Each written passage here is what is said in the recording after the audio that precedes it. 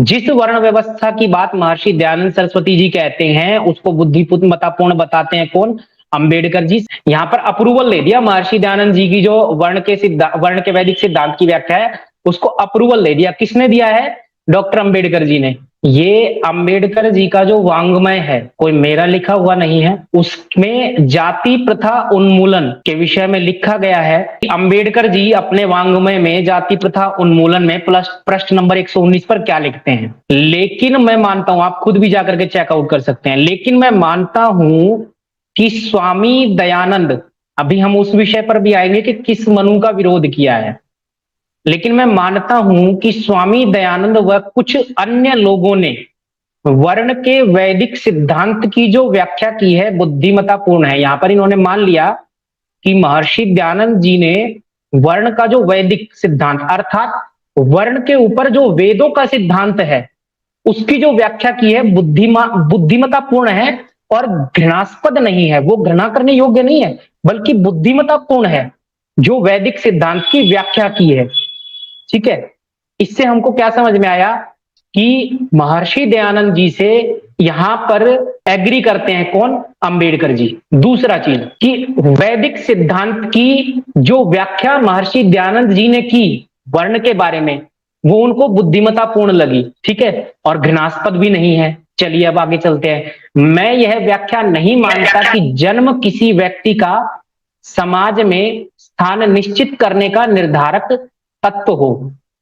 ये ऐसा तो आर्य समाज भी मानता है, ऐसा ही महर्षि दयानंद भी मानते हैं और हम भी यही मानते हैं कि जन्म के आधार पर व्यक्ति को स्थान निश्चित नहीं करना चाहिए।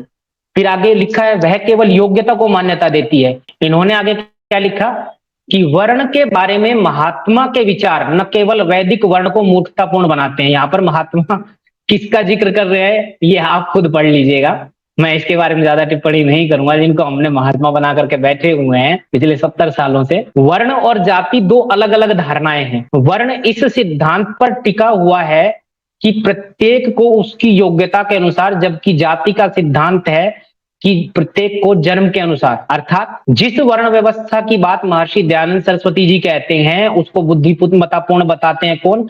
अंबेडकर जी। साथ ही साथ वो किस पर टिकी हुई है? योग्यता के अनुसार टिकी हुई है कि अगर आप इस लायक हैं, आपने वेदों का अध्ययन कर लिया तो आप अपने आप ब्राह्मण वर्ण के हो जाएंगे। अर्थात वेदों का जो सिद्धांत है महर्षि दयानंद जी ने जिसकी व्याख्या की है वो कर्मणा वर्ण को मानता है ना कि जन्मना मानता है। दोनों में इतना ही अंतर है जितना खड़िया और पनीर में। खड़िया आप समझते हैं, खड़िया मिट्टी, और पनीर में वो सफेद मिट्टी सी होती है, उसमें और पनीर में जितना अंतर है ना उतना ही जन्म आधारित जो जाति मानते हैं और वर्ण आधारित जो वर्ण के आधार पर, योग्यता के आधार पर वर्णों का जो निश्चय करते हैं। तो हमें समझ में आया कि अंबेडकर जी ने अपने विचार रखे तो स्वामी दयानंद जी की विचारधारा क्या थी। चलिए हम आगे चलते हैं। अब आपको 3 डॉट्स को कनेक्ट करना पड़ेगा।